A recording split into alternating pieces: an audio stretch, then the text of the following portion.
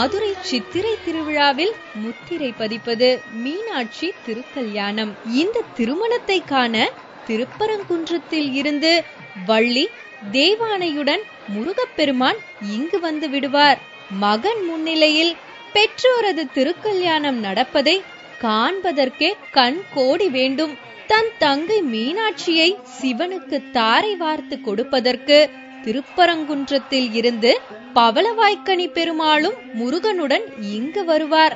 அதன் பின் சுவாமி சன்னதி முதல் பிரகாரத்தில், உற்சவர் சன்னதியில் சுவாமியும் அம்மனும் அலங்காரம் செய்யப்பட்டு பழைய திருக்கல்யாண மண்டபத்தில் எழுந்தருளினர்.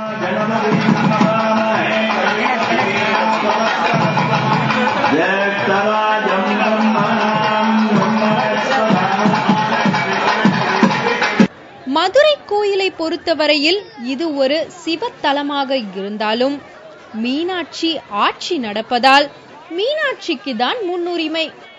மதுரையை பொறுத்தவரையில் மீனாட்சிக்கு கல்யாணம் என்றால் அதை மதுரையே கொண்டாடும். ஏனென்றால் மீனாட்சியை மதுரை மக்கள் ஒரு கடவுளாக நினைக்காமல் தங்களை ஆட்சி செய்யும் ராணியாகத்தான் நினைக்கிறார்கள். அம்மனுக்கு திருமங்கல்யம் கட்டுற அன்னைக்கு நாங்களும் திருமங்கல்யம் மாத்திர ரொம்ப விசேஷம்.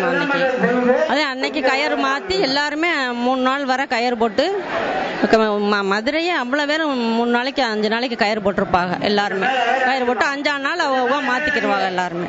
எனவேதான் மீனாட்சி திருக்கல்யாணத்தை தங்கள் வீட்டு கல்யாணம் போல் நினைப்பார்கள்.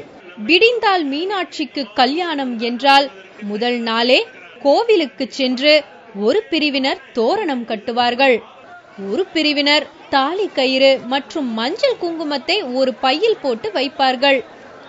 இப்படி மக்கள் அனைவரும் ஆளுக்கு ஒரு வேலையாக பார்த்து தங்கள் ராணிக்கு உரிய கல்யாணத்தை சிறப்பாக நடத்துவார்கள். மற்ற கோவில்களில் நடைபெறும் விழாக்களுக்கும் மதுரையில் நடைபெறும் விழாக்களுக்கும் நிறைய வித்தியாசம் உண்டு.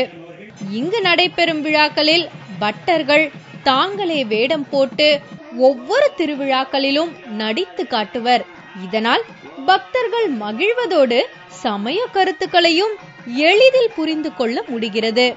பாமரனும் கூட சமய அறிவை எளிதில் பெற்று விடுகிறான். இதனால்தான் தமிழ்நாட்டு மக்களிடம் இந்த விழா தனிச்சிறப்பு பெறுகிறது.